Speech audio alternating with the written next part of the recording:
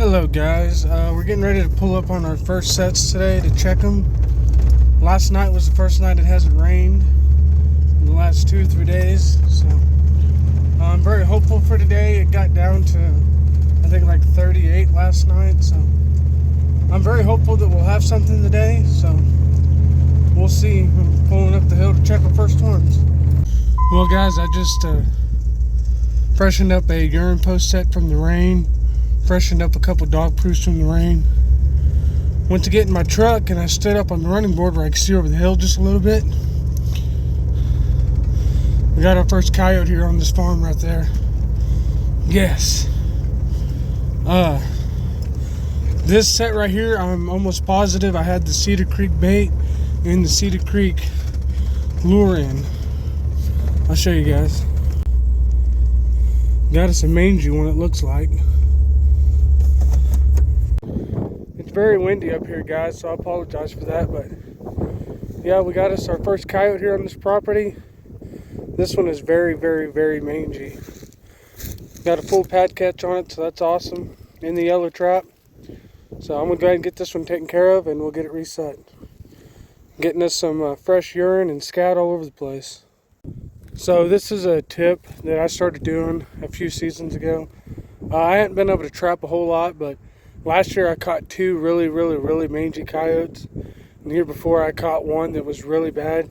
I started keeping separate gloves in my truck to wear those gloves only when I'm dealing with the mangy coyotes. And I don't use my trapper's pole when I'm dealing with the mangy coyote because I don't want that on any of my stuff. So with these coyotes, I will dispose of them properly.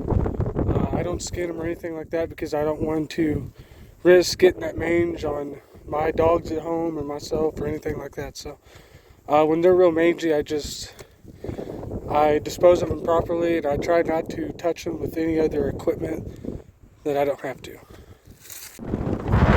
So I just put in a dog proof and another coyote set over there, and then I just put in another dog proof and a skunk box right here.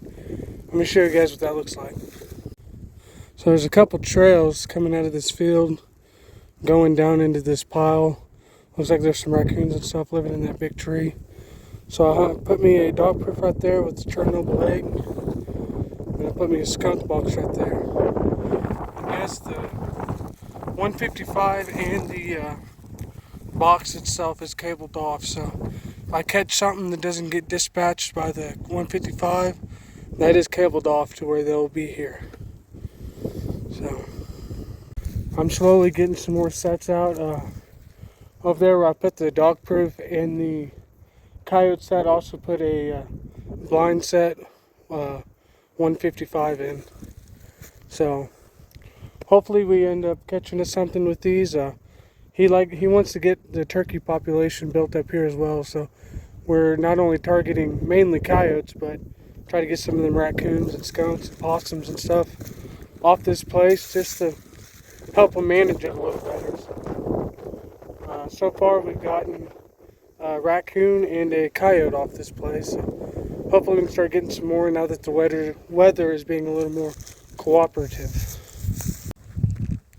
Well guys, I'm here. I put the urine set, the blind set, and a dirt hole.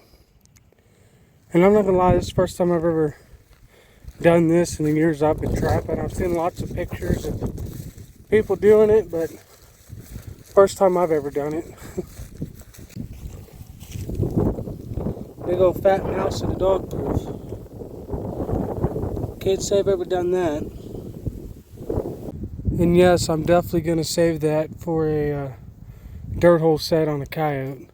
I'll probably use that for down bottom here because I'm going to put a couple sets down here today. So that's probably what I'm going to use that for. But yeah, that's the first time I've ever caught me one of those in a dog proof. I know I've seen lots of people do it, but definitely a first for me.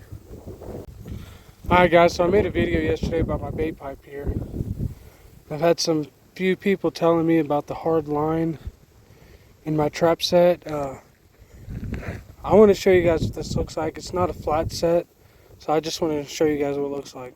So this was the set I made yesterday. I've not touched it, but if you can see, I mean it's a good 1.5 inches close to 2 inches below ground level. It's not a flat set. If you can see, there's a print there. It looks like something came and checked it out last night, but didn't come chew on it. So, but I'll show you guys what this looks like in a second. So I blended it in a little better. Took some of the grass clumps, I ripped them out. Took this hill out a little bit, rounded it off a little bit. Does that look a little better for you guys? Like I said, it's still got about 1.5 inches, 2 inches on the ground. I got it to where it slightly goes down in front, but that way they'll want to come from this way instead of just stepping down. And that pipe is kind of where they can't really see it from the back. They'll want to get in front of it and look down in there. So that's kind of why I got this. It's kind of like a funnel that's into the bank. You can see it like that. So that's kind of how I did this one. This is what it looks like from a distance.